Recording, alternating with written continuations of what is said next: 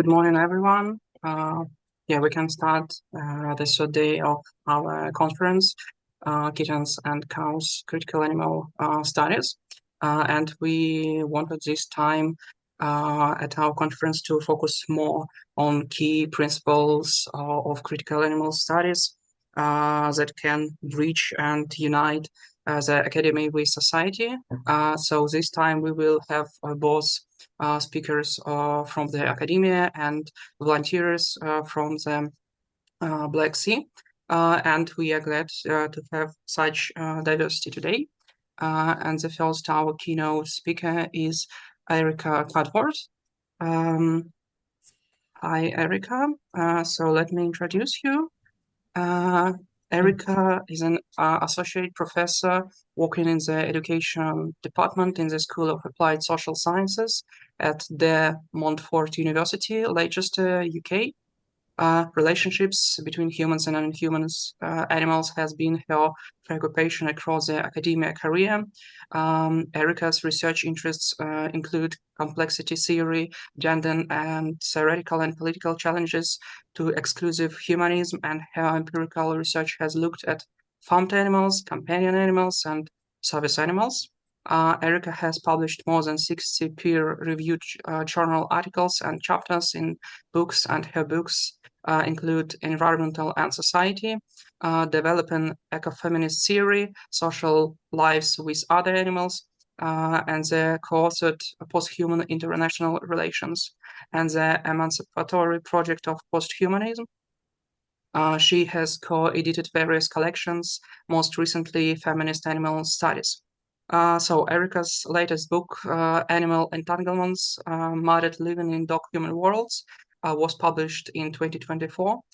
This book is a culmination of a grounded theory project on the everyday lives of people and dog companions, revisiting key areas of sociological study with a multi-species lenses, including kinship and family, the home, care, work, and community. The research was methodologically innovative, involving the use of mobile ethnography, specifically walk and talk interviewing. So Erika will give a presentation on animal entanglements, Muddied Living in Dog Human Worlds. I will share the presentation and we can start, Erika. The floor is yours. Great. Thank you very much, Mark, and thanks to you and the organisers for the invite. I'm so pleased to be invited because long ago on my undergraduate degree was in politics. I studied at the University of Birmingham in the UK, and I took modules on Russian and East European politics in the Centre for Russian and East European Studies. And this is where I was first introduced to the work of Theodore Shannon. So as a sociologist, to be invited to an animal event at an institute associated with Shannon is really a great honour. And I'd just like to start by saying thank you very much for that. Okay, next slide, please, Mark. So this is the latest book I've written, and it's a culmination of, I think, more than 10 years thinking and researching and worrying about our relationships with dog companions. And much of what I do is ethnographic and focused on everyday encounters. And I often think as sociologists, we don't pay enough attention to the everyday. But as Sarah Pink says, everyday life really is the essence of who we are as human beings. And often it's the essence of who we are in our encounters with other creatures too. So something that I've been complaining about, I think, across my career is that still, although we have animal studies percolating into sociology, when it comes to the sociology of key areas, the family, work, care or care work, the emerging sociology of home, ideas about community and food and eating, where are non-human animals and where are animal companions specifically? Why did I focus on dogs? Well, people who know me might say that was an obvious choice. I think I've shared homes with dogs for most of my life. In the UK, currently the statistics are 34% of UK homes contain at least one dog, but figures are much higher elsewhere in Eastern European countries, Romania and Poland, for example. And I think Argentina tops the global scale in terms of dogs being part of households at 66%. And some of the research, some of my own research, some of that by sociologists such as Nikki Charles in the UK, has shown that in the shared space of the household, there are fairly intimate relations between humans and their animal companions. Next slide, please. So the way I frame our relationships with animal companions is in terms of relationships of domination. So this is the kind of backcloth, or really the opening chapter to the book as a whole. And a lot of animal studies scholars, critical animal studies scholars, go back to the work of Yifu Tuan, the geographer who wrote Domination and Affection, The Making of the Pet, back in 1986. And he talks about how the concept of the pet, he doesn't use the term animal companion, because he thinks pets can be humans or plants too. And he says pets are produced through different forms of modification, physical modification, and often, when it comes to non-human animals, behavioural modification too. And because of the extent to which human beings have intervened in terms of dog behaviour and dog physiology in terms of breeding, he calls the dog the pet par excellence. In a recent book that I'd really recommend to you by Marianne Fraser, published also in 2024, called Dog Politics, she really delves into the genealogy, really, of the relationship that science tells about human relationships with dogs. And so the term familiar canine or family canine, really, the species story of the dog, she says, is that they're hardwired to be with human. They're literally defined in terms of their relationships with human beings. And what is developed, she says, in the scientific literature and the popular literature on dog training is this idea that there is somehow this natural bond between humans and dogs. But is there? Which is why I picked on this Gary Larson cartoon for this slide. So who knows what the dogs are thinking of what Beckhoff and Pearce would call the unreasonable expectations that we have of dogs. And those unreasonable expectations and the problem situation in which dogs live in a human-centered world, Montfort Fraser would say, often things like behavioural problems, and in the UK, I think it's 77% of dogs living with humans in homes are seen to have some kind of behavioural problem. Montfort Fraser would say this is an objection to their living conditions fundamentally. And Donna Haraway, I love being in Haraway Hall for this presentation. Donna Haraway is a scholar with whom I have engaged with across my academic career, sometimes positively, often quite angrily. But one of the statements that flew out for me in When Species Meet is when she says that being a pet is a difficult job for a dog. It's a specific role with specific expectations. Next slide, please. So way back when, a while ago, I made up this term, anthroparchy, human domination. I was looking for a term that would be quite big, I suppose, in scale, because I'm not sure we can reduce relationships with other creatures, with the whole world that we classify as natural or distinct from the human, as reduced to relations of capitalism or patriarchy or colonialism, etc. So I wanted a term where I could talk about the domination of other creatures, the domination of nature. So I often say to my students, don't worry about theory, it's just stuff we make up. So this is a term I made up, the idea that there is a social system, systematic relations in which humans dominate other creatures and the natural living world. But I don't think all things, all creatures are dominated to the same extent or in the same way. And I do think that changes over time and over space. And I use these three notions, they're different degrees, really, I would say, of domination. So at the widest level, we have the marginalisation. If we're applying that to dog companions, dogs are often marginalised by being excluded from public places. We're seeing that increasingly in the UK, where it becomes more difficult to walk your dog in public space or certain kinds of public space. But also, dogs may be spatially excluded from parts of the home, or perhaps from the home in some cases. Certainly, they're marginalised when it comes to politics and policy making.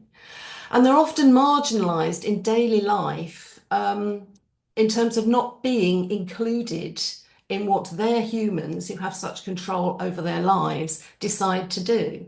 So I would say the dog left home alone and expected to be happy with that situation is certainly marginalised in human decision making.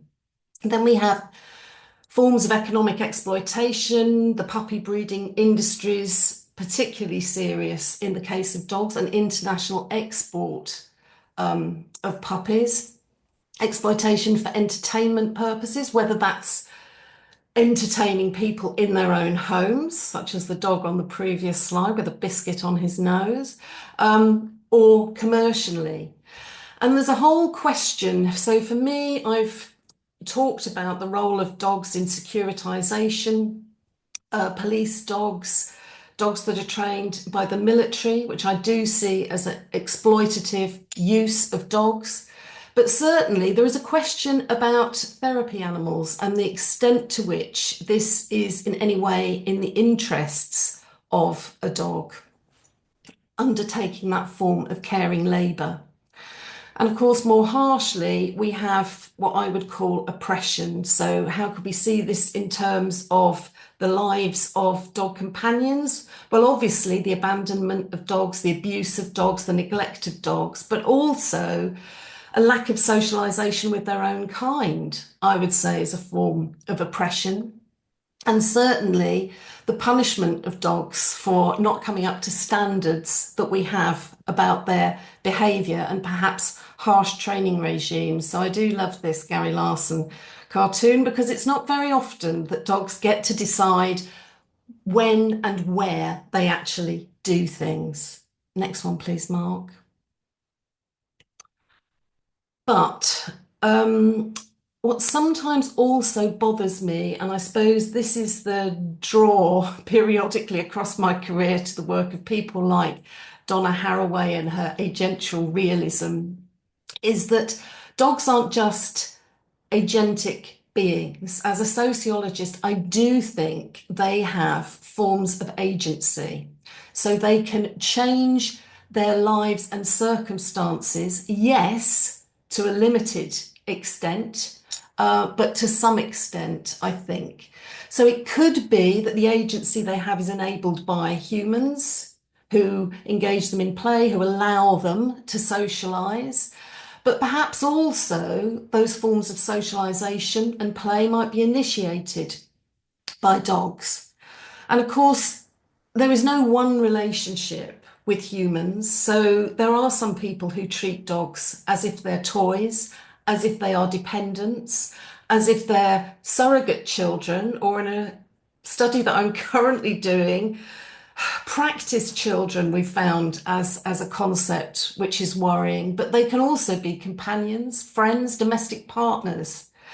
And certainly dogs do have an ability to change the behaviour of the humans that they live with and the relations they engage in. And I do think certainly it came through in my study that people felt they were engaged in a form of interspecies communication with their animals. I particularly like this cartoon. This is by the British cartoonist Rich Skipworth, who started cartooning about dogs when he rescued a greyhound because he found sighthounds were very different to other kinds of animals and could manipulate their humans in particular ways. Next slide, please, Mark.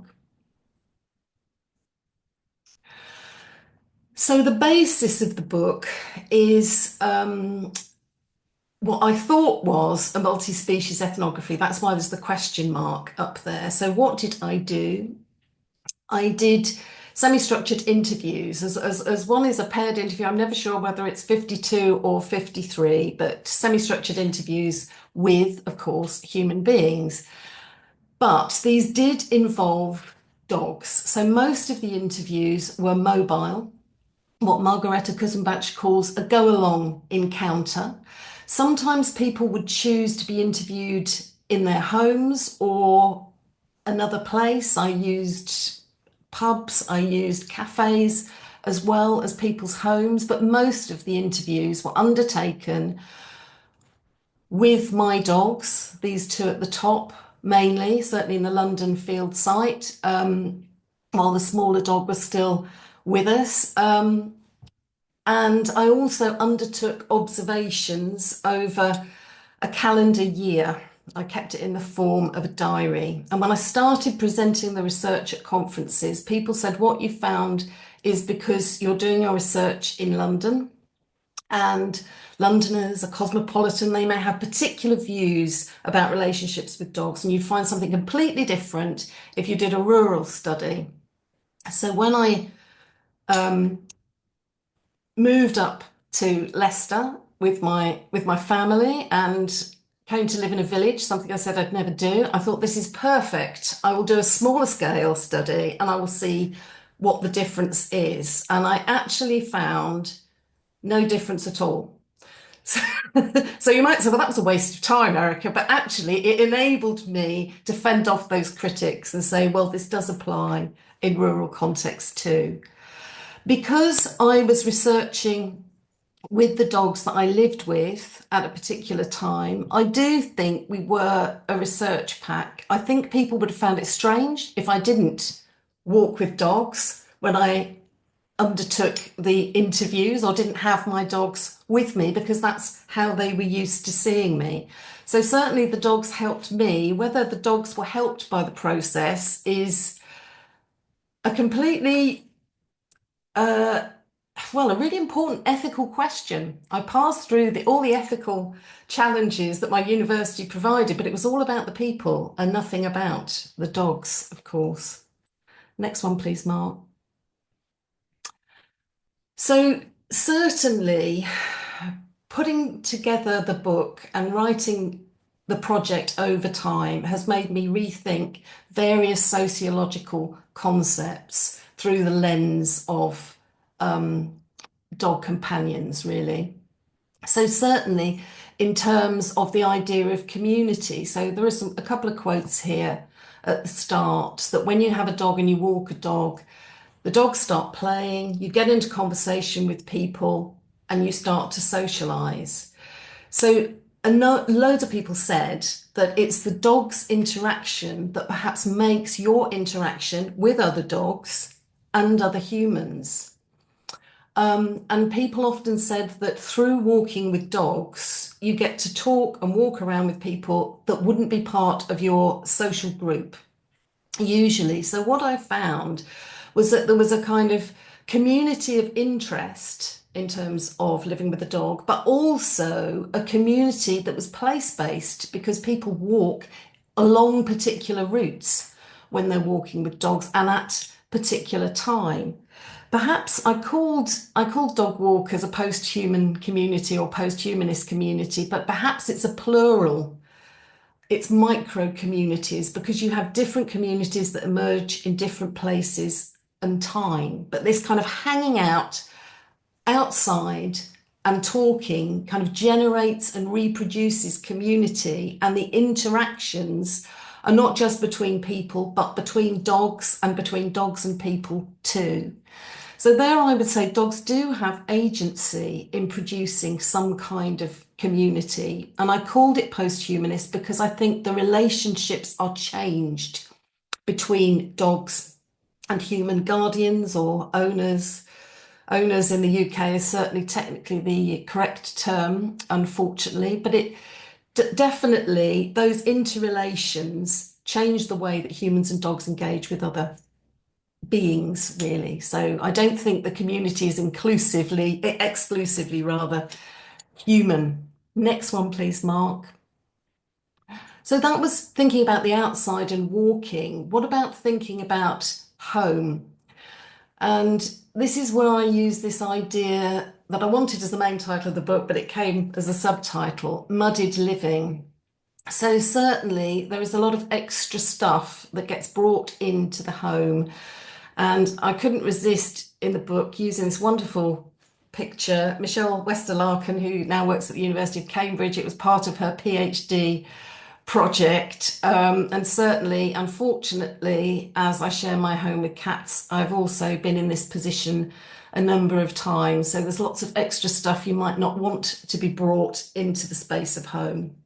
But certainly, when you look at the ideal notion of the home, certainly in a country like the UK, living with companion animals is certainly not what is seen as reflected in the ideal of home. And certainly, I found that dogs really did try and shape space and put their impact on space. Chris Warbert would call this animals making place beastly.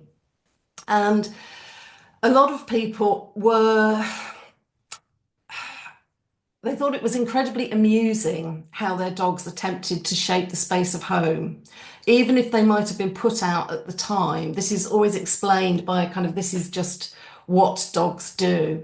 So this woman talking about her dog farting, there were loads of people talking about dogs rolling in things that weren't desirable, bringing undesirable smells into the home, and how you simply just have to put up with it. And one of my interviewees called her dog rolling in vile things Chanel number 5. She said, oh, he likes to come home smelling of Chanel number 5. That's what he thinks this smells like to him. And I just have to change the way I think about smelling things, really. Next slide, please, Mark. In some of the literature on humans and animal companions, it suggests that if the use of space is restricted, this means that animals are regarded as kind of lesser. But I'm not sure I really found that. So in this case, when I say the dog is huge, I really mean it's one of the biggest dogs I've ever seen. So when this man from London said, well, he's not allowed up on the sofa because there'd be no room for anyone else, that is not an exaggeration at all. So I found that where dogs was restricted, it was usually about the size of the dogs or the numbers of the dogs. And I found that particularly in the rural sample where most people did have more than one dog. So as this woman says here from Leicestershire, I couldn't afford to let 3 or 4 or more of them just take off over the house. Next one, please, Mark. One thing I didn't expect to find was so many people sharing their beds with their dogs. And a lot of people had some narrative where they didn't set out to sleep with their dogs, but their dogs managed to manipulate them into a situation where they were. And often people expressed guilt or embarrassment about saying that they shared a bed with their dogs. And certainly dog ingenuity and persistence is absolutely key. And so this person here at the bottom, this is a woman from London. I've got a king-size bed. He takes up most of it. I find that I'm across the top or wedged into a small bit of the bed and he's stretched out over the whole thing. I think many people who have attempted to share space with a dog understand that they move in quite small and they take up space and can move really quite heavy human bodies. Next one, please, Mark. Lots of people had stories about dogs destroying material, sofas, kitchens. There was a dog that ate through a wall, and that was explained by being left too long. So actually, there was a kind of often a guilt attached to tales of household destruction, that this was kind of human induced. There were also lots of stories about dogs stealing food, and there was lots of joy in these stories. So this one at the top, this was a woman who rescued a Staffordshire Terrier who'd been dumped in a bag in a canal to drown when he was a puppy. And of all the dogs she'd had, and she had very many across her lifetime, by the time I interviewed her, I think he was her favourite. And he was the dog that could actually open the fridge and would do it in front of you, take things out and eat them in front of you, which you couldn't quite believe. But there were lots of stories about stolen food. And often, even though people said, for example, this one who stole the frozen food from the top of the cooker, and it was at the back of the cooker as well. So people would say they put things out of reach, but dogs can find a way around this. Next one, please, Mark. And one thing I didn't expect to find, but came through in a lot of the interview material, was that people were conscious of species difference and how that can be problematic for dogs. So as this woman says here, we shout at them, we wave our arms around, like when they run off, we sit and stare at them and freak them out. We put food away in bags and cupboards, and he can smell bloody anything. A door doesn't stop him smelling, and he's so clever he can open doors. And this is my favourite bit. He's more clever than my husband. He can close them too. So we did have stories where people were saying, well, it is our humanness that perhaps results in the problem. So we think something is out of sniff, but it certainly isn't to dogs, whose capacity for smell is so superior to ours. So I do think there was some reflection, perhaps not as much as we all might like to see, but some reflection on the problematic of species difference and our expectations of dog behaviour. Next one, please, Mark. One of the areas of gloom, I think, in the book is the kind of ambivalence around food and eating. So I did ask people what their dogs ate. I didn't ask people what they ate, but this always came out in pretty much every interview that I undertook. So most people claimed to find animals interesting, and they weren't just into dogs. They claimed to love other animals or like other animals or respect other animals. But when we look at what the humans ate, there was one vegan in the sample. There were 7 vegetarians I knew about. And others I kind of divided into what I called unrestricted carnists, who would eat anything, and those who would eat certain animals, but not others. So this was quite surprising to me in terms of the love of animals, but there was lots of concern about certainly intensive farming for meat, certainly breeding for the pet trade, in particular dog breeding, and certainly anxieties were expressed over the well-being of certain kinds of animals, particularly those that were kept often caged, such as rabbits.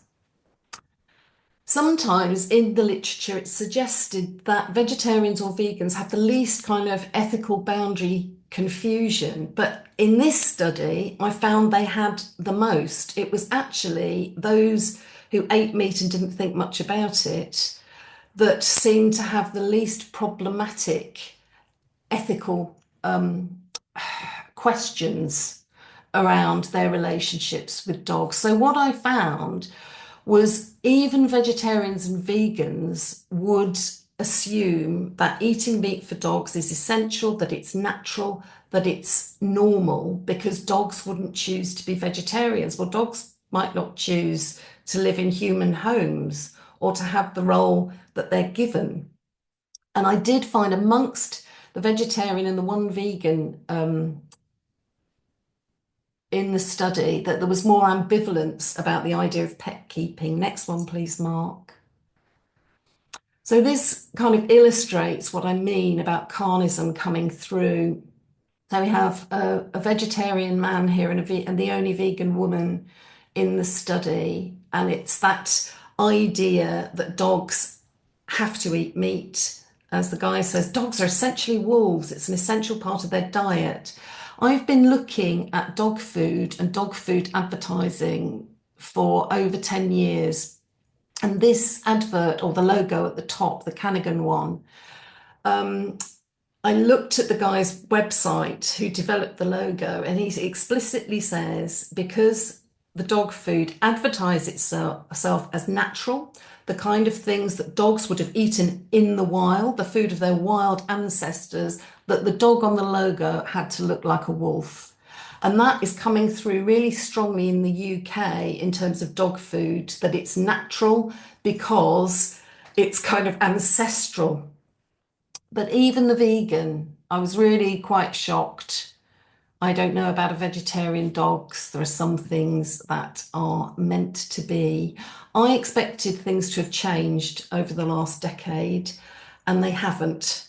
Dog food has become more human-like, so human quality contents are seen as good, but there's also this naturalizing of dogs eating other animals.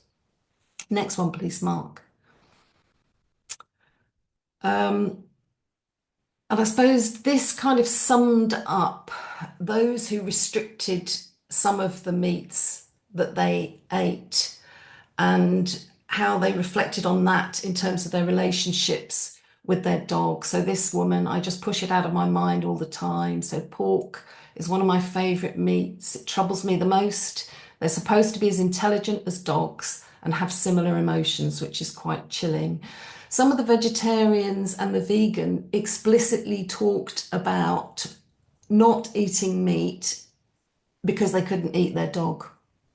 So that parallel is not just made by people who don't eat meat, but it's made here in this quote too. This is a painting by the wonderful German artist and animal rights activist Hartmut Kiewert from his Parquet series, where we imagine that pigs might lead a different kind of life. Next one, please, Mark. So thinking about food and eating, thinking about the home, thinking about community. Also, this project led me to thinking about care or care work within the space of home. And comparing it really to care work that's undertaken, on which there is so much literature in sociology, for other humans. So when we think about the caring labour that people might do for young humans or for elder humans or for humans with disabilities or who are aging, things like cleaning homes, cleaning bodies, shopping, tidying up, training, socializing, if it's children, preparing meals, all these kinds of things, sorting out daycare or medical care, providing nursing care, and alongside kind of relationships of that require emotional care work, providing attention, providing affection. I think that the labour of dog owners who consider themselves to be good is quite similar.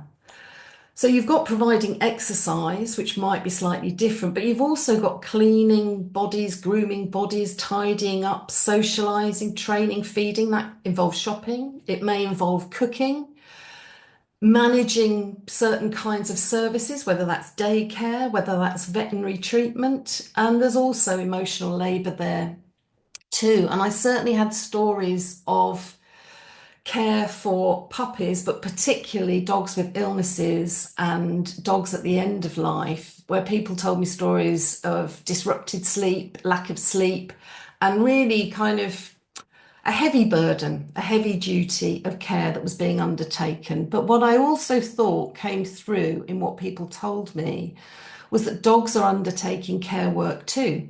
So it's not just the human exercises the dog. Lots of people spoke about how their dog taking them for a walk was actually the best part of their day, was good for their mental health, etc., etc. And that they enable socialization, they provide company, they provide emotional support. And people even talked about how if they were feeling ill, that their dogs would cuddle up to them, that they would give them comfort, that there was some kind of a nursing role going on too. Next one, please, Mark. So I think the big takeaways in terms of the care work by dogs, it is the emotional support. And I thought this was kind of summed up by this quote from this woman from London. They respond to how you feel, they feel their emotions. If you're upset, they feel that. They want to be tactile and touch you, they want to be close to you. Lots of people had a story to tell that was quite similar, reflecting on their relationships with their dogs. But perhaps the most worrying form of care work, certainly for us as critical animal people, is the idea that dogs are there. So nearly every person had a story about a dog makes a house a home, or family wouldn't be the same without a dog.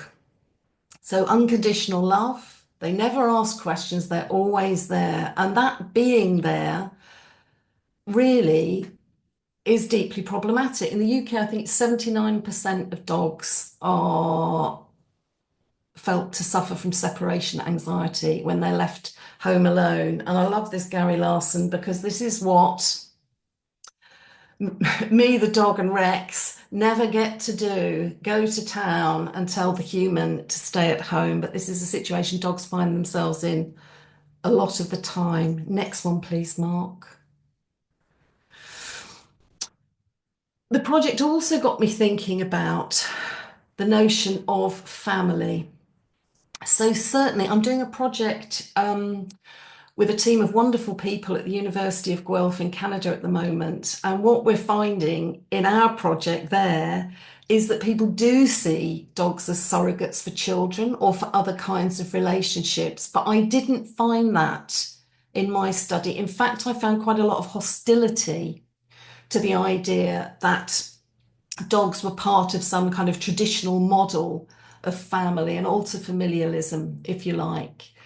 So as this young heterosexual woman says, when your family are thinking you should be having children, then I think it's nice for them to put you in that box and say, oh, she hasn't had children yet, but that dog is her little baby.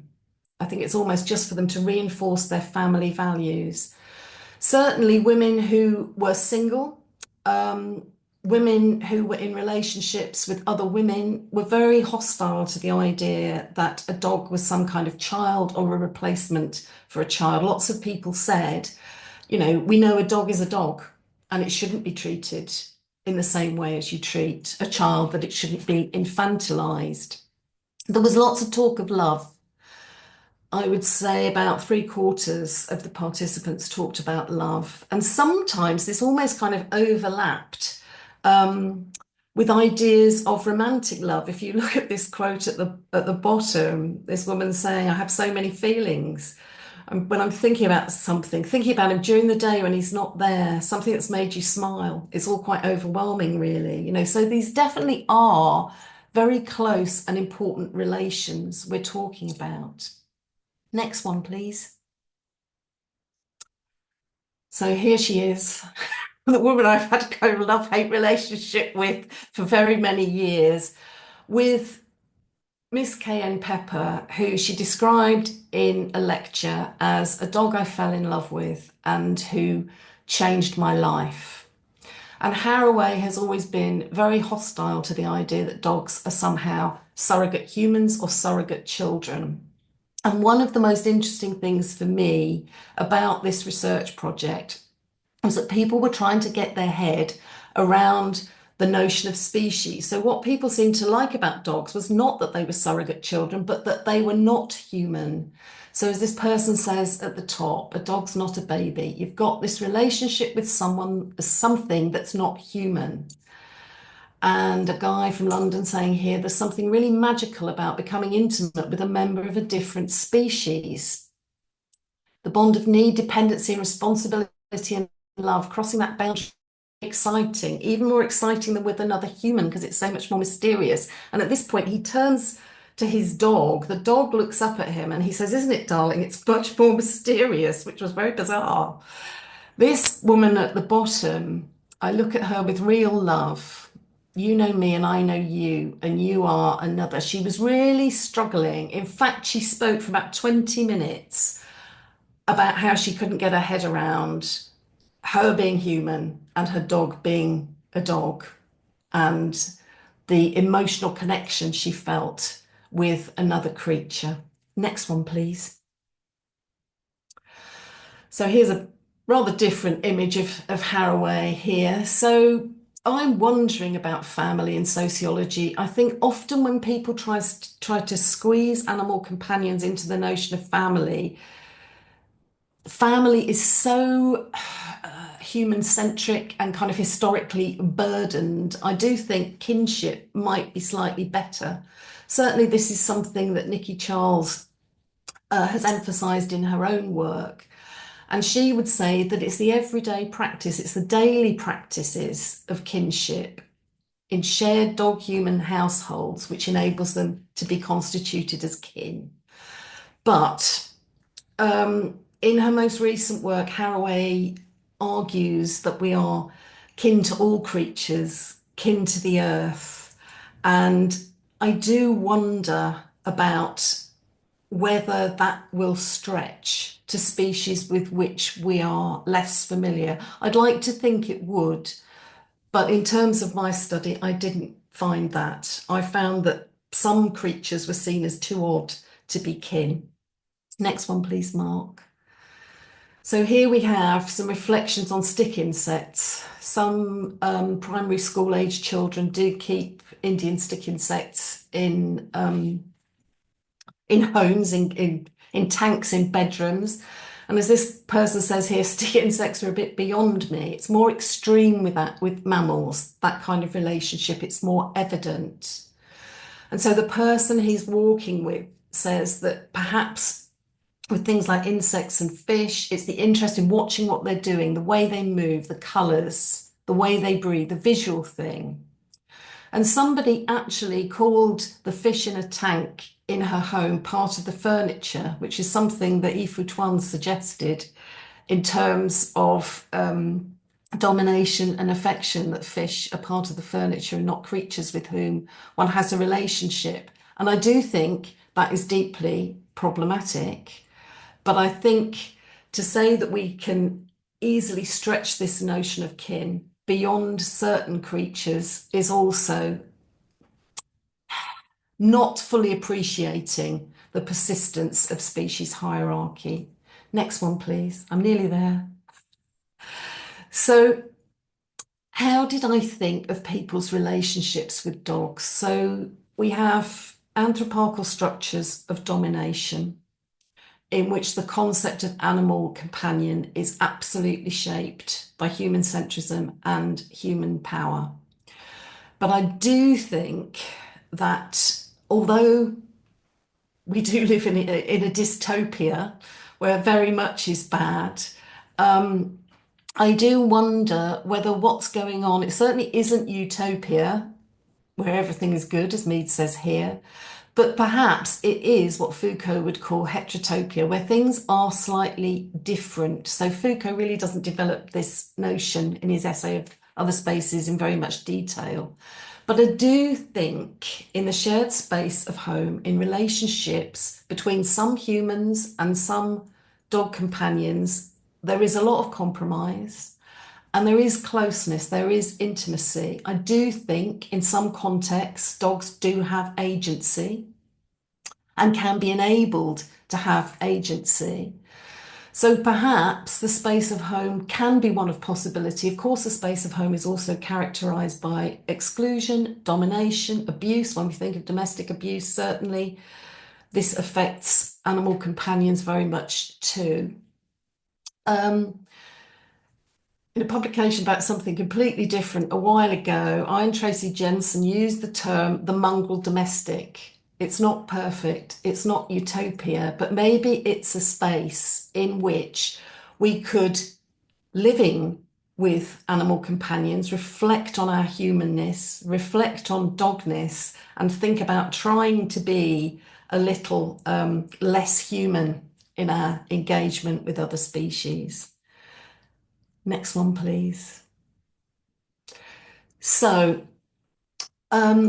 Sebastian Frauenhagen's interpretation of Adorno, which I've used in other work, he says perhaps we need to move away from how we might live rightly, because that is an area for profound disagreement. Perhaps it's easier to agree on how we might live less wrongly. And certainly when we come across thinking about how we can breach this human animal divide and hierarchy, what relationships are we going to carry on with? What relationships do we need to break? Well, I would say reversing industrial animal farming, whether that's for dogs and pigs or for cows and kittens, is incredibly important. To develop understandings, knowledges of other species that are not shaped by imperial legacies, that are not exploitative or extractive, and to think about social policies that reflect realities of our interdependencies on other creatures. So I think thinking about how dogs might live and how they might live appropriately, and other animal companions, of course, is important. How do we make creatures live? How do we make them die? Mark Beckhoff and Jessica Pierce talk about the need to unleash dogs, and certainly carceral logics when it comes to dealing with animal companions are deeply problematic. And certainly we need to have expectations beyond the bond. And it's the last slide now, Mark. Next one, please. So I was desperately trying to look through Hart McEwett's work for a picture of a cat with a kitten. A cat with a kitten with a cow. But this is the best I could find. So, so here he's kind of problematizing the whole division between the animals we eat and the animals that we love, or the animals that we keep as companions. And I think his work is quite arresting in that way. So I thought I'd leave you with his interesting images and say, has anybody got any questions they want to ask? Yep, thank you, Erika, for your presentation. Yeah, we have a little time for questions, and we have one in our chat, so I can read it for you if you don't mind. So thank you very much, Erika. I unfortunately have not read your book yet. I was wondering, what are your thoughts on the parallels between the care work performed by women and the care and labor of animals in domestic contexts, in the sense of question of wages for this kind of labor and other kinds of dogs' labor, like those of service dogs, for example? Yes, I think I actually thinking about care labour, I went back to read some of the literature that seems to have been abandoned by feminism for so long around, the so-called domestic labour debate. So exploitation of work for no money. Well, dogs wouldn't recognise money. What would they recognise as payment for labour? Should they be undertaking labour in any case? And is caring labour a different kind of labour? Is it because it's more animalised? Is it because it's more feminised? These are all questions I've thought about, but I have tried in the chapter on care work in the book to kind of extend some of those feminist ideas about the exploitation of domestic labour to the care, which is also feminized, that predominantly women are undertaking for dogs. One of the things I found was that most people walking dogs were women, which I didn't expect to find when I started. And actually, that's one of the most time-consuming forms of labour. So there's one woman who said, well, there's at least 2 hours taken out of your day with just the walking. And then she was catalogued, this was somebody who worked, and then she was saying something like, it's a walk, work, walk sandwich, my day. And she also had kids that she was trying to, somebody else said, I try and work my work around my children, my dad, and my dog. So, there were often quite complex patterns of caring labour where the labour for the dog was definitely included. When it comes to animals undertaking caring labour, this is something that actually, with the Canadian team, I'm hoping to undertake some more work on, particularly because we had some participants in our study who we had a number of military veterans who had service dogs, and the relationship between them and the service dog was very close, but also the demands on these dogs we thought was so intense that they never actually had a break. Some of these animals have to sleep with people so that they can wake them up if necessary. And you think, well, that dog is on duty almost 24 hours. It's on duty even if the animal is trying to sleep. So actually looking at levels of exploitation and the expectations of these animals, and also the ways in which these animals are trained, is something that we're interested in doing. Yep, thank you, Erika, for the answer. So maybe we have another question. You can raise. Okay, yeah.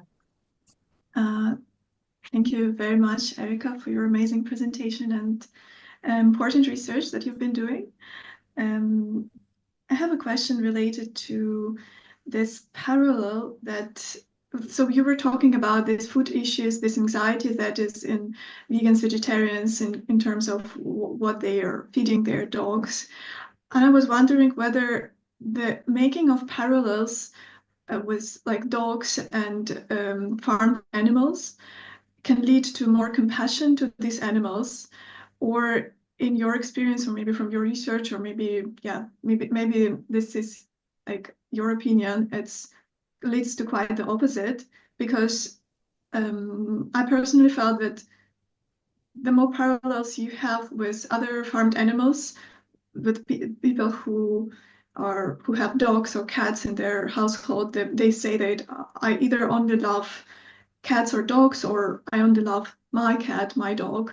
And I wondered what is your take on it, if you have to share something in terms of parallels between dogs, cats, and other farmed animals.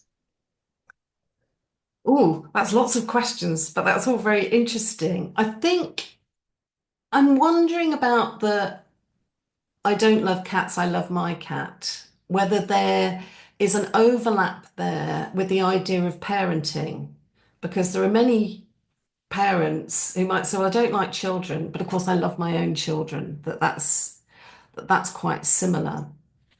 With the parallels with farmed animals, that was really interesting, particularly because I was walking with people. So I did find that people in the rural field site would say things that quite surprised me. So there's a woman that when she got her first dog, she started walking with the dog in the countryside. And she said, well, after that, I had to give up eating anything that suckles its young because I couldn't bear it. So she couldn't bear that she'd walk the dogs and she'd hear the cows distressed when their children were taken away, basically. So that was an interesting one. So she hadn't given up eating all animal flesh, but certainly it had made her have restrictions. And one of the people I interviewed was a farmer's daughter. And I thought, right, she's an older woman, so older generation, coming from a farming family. I thought, now I will really hear a different view. And she got out, I interviewed her at home. She got out this photo album and she had these pictures. And I said, is that a sheep in your lounge? And she said, yes. She said, when I was first married, I would ask my father if I could save one lamb a year. And it just reminded me of that, the novel, The Silence of the Lambs. I thought, oh my goodness, that's bizarre. And I said, has she inside? She said, yes. She said they're fantastic. There were pictures of her husband playing football with a sheep. I never thought I would see this. And she was talking about what she fed the dogs, and I did actually thought, because I was in her kitchen, I thought I can't resist. I said, "What do you eat?" And she said, "I do eat most things, but I cannot eat a sheep." And I said, "Why is that?" And she said, "Because I've lived my life with them." And I thought that's amazing. That's really bizarre because you would imagine being brought up on a farm, she might have a different relationship, but actually that proximity to the sheep resulted in something else. And there was definitely a dog-sheep parallel there that I never thought I would see. So I don't know whether that answers your question, but I do think it can operate in various ways. I think some people are much more open to seeing the links, and I think the proximity does help. Thanks a lot for your answer. Yes. Yeah, thank you, Erika. And we have, I think, a couple of minutes. And if you don't mind, I would like to ask my question. So Sorry, yeah, I also sorry, I also have a question. okay.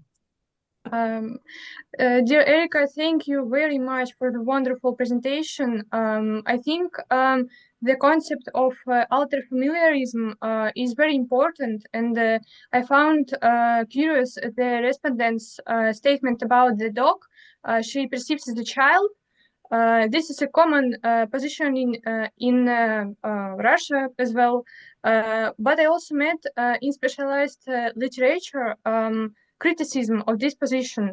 That dogs are condemned to eternal childhood, deprived of agency, and put in a vulnerable position. And this position is not very close and understandable for me. What is your attitude to this criticism, and how do you yourself accept the positive and negative consequences of this perception of dogs? Thank you. I'm coming up against the idea of dogs as children, as I said, with this Canadian study, and we are having this whole debate about how much were my findings where people didn't see their dogs as children, how much was that related to the UK? How much was that related to the fact that I used my own dog walking networks to recruit participants? Or is this something that is a cultural phenomenon in other countries? Because certainly a lot of the material on kind of dogs as children, infantilizing dogs, fur babies, all this stuff comes from the United States. And my Canadian colleagues have been so upset that they found exactly the same thing in our data from Canada. So it's like, oh, is this a North American thing? I've just been talking with somebody in Poland who's saying, no, it's there in Poland, but it's not as strong, I think. Is it? And I'm thinking, like, there's a whole kind of international project that would be very interesting, mapping those different kinds of relations. And one of the things I'm going to do with the Canadian people is we're going to write a paper on ethics about how we feel about doing the interviews, interpreting the data, theorizing the data. So I have given copies of the book that I wrote to some of the people I interviewed, and I don't have a problem with that. But one of the things we're thinking about in the Canadian project is if people were to read what we were writing about, they might not be entirely happy with it. So it's a real ethical tension. Okay, thank you, Erika. Do you have another couple minutes for another question? Yeah. Can you hear me, Erika? Yes. Yeah, do you have another couple minutes? Yeah. Okay, Fine. I would like that. I read your book, and as I understand you, I like your thesis that a community is not made up exclusively of humans, and public spaces become more inclusive and tolerant of diversity when they include people who live with their companion dogs. And it's a compelling thesis, especially for those who really live and work with dogs, people whose everyday lives and perspective often shifts in profound ways through these human-animal relationships. But I'm wondering how this claim holds up when we consider people who don't live with dogs. Can we say that they live in multi-species community? Yeah, because even if they share this public space with other animals and with people who live with companion dogs, yeah, can we say that these individuals are also part of this inclusive, post-human, and multi-species communities you are describing? Because it seems to me that there are tensions and contradictions, and in some cases even conflicts between these people who walk with companion dogs in parks and who walk without dog companions. Because in some cases the presence of dogs in these spaces and places might even make these spaces feel less accessible or comfortable to certain groups of people, such children, for example. And I constantly came across with this argument.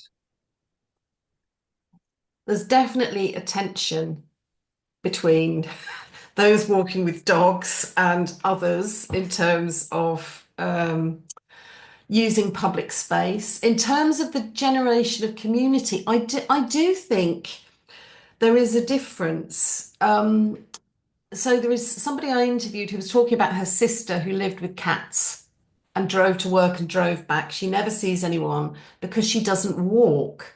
And I think that there's a regularness of walking with dogs through public space that is really important in terms of the generation of community. And I do think there is the well-established idea of animals acting as a social lubricant, and dogs do this in particular in a way that an animal like a cat, well, certainly the cats I live with are no kind of social lubricant at all. But they so they're very elusive.